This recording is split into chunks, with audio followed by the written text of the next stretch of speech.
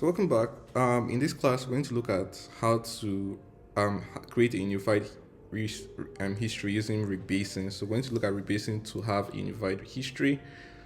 It's the bonus session because this is a very risky stuff to do, especially if you're working in a very like you're not aware of like handling mesh conflicts with this stuff, and it can cause mesh conflicts.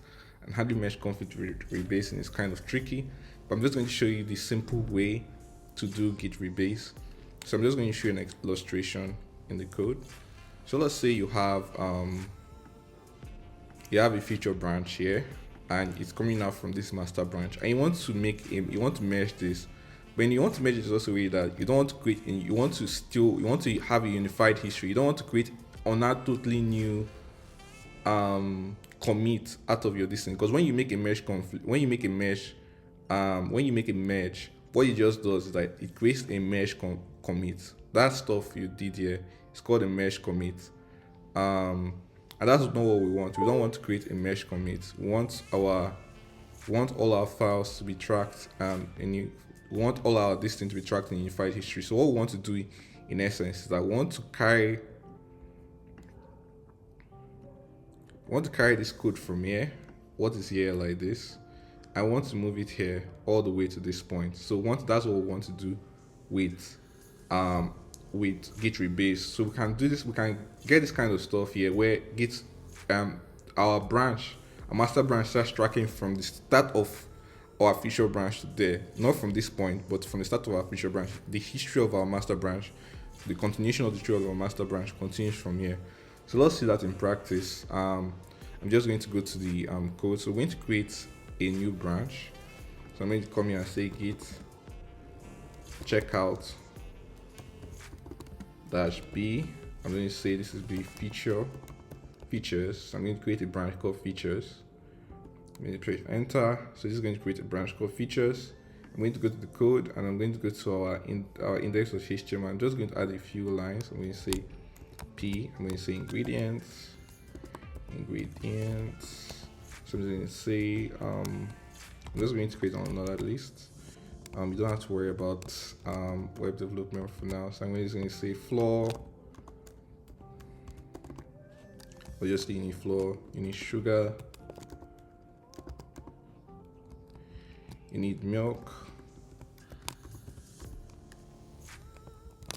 you need what else do you need? You might need I think that's all you need for now. We'll just look at every other stuff later. You might need eggs. You'll need eggs, obviously, because you're making cakes need egg. So we're going to save this, and I'm going to make a commit. So I'm just going to open my timeline. I'm going to say git add dot. I'm going to say git commit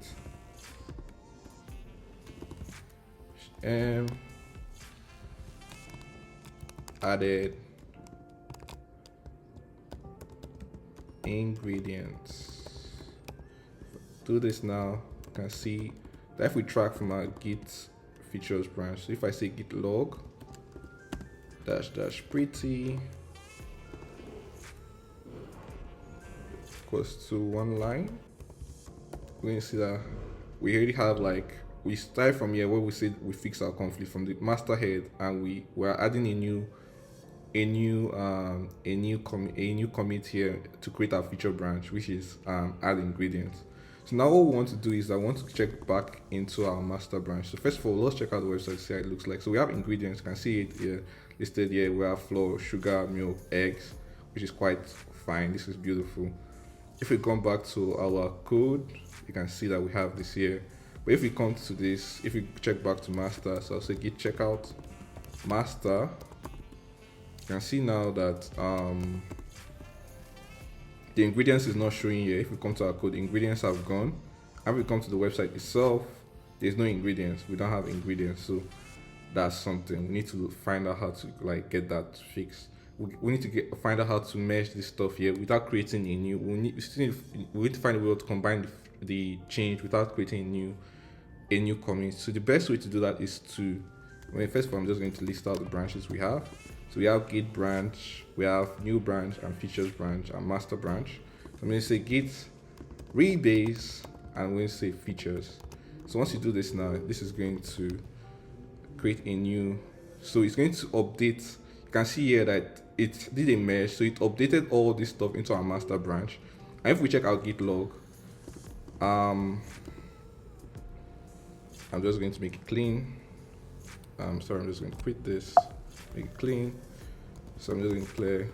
I'm going to say git log pretty, and I'm going to see that now. You can see now that it's a combination of our master and feature branch. They're all meshed together and it's all unified.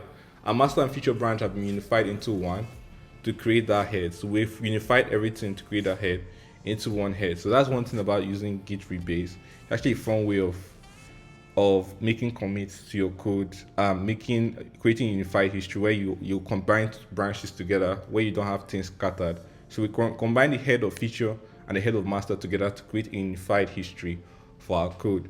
So that's it for now. In our next class, we're going to going through a recap of what we learned so far.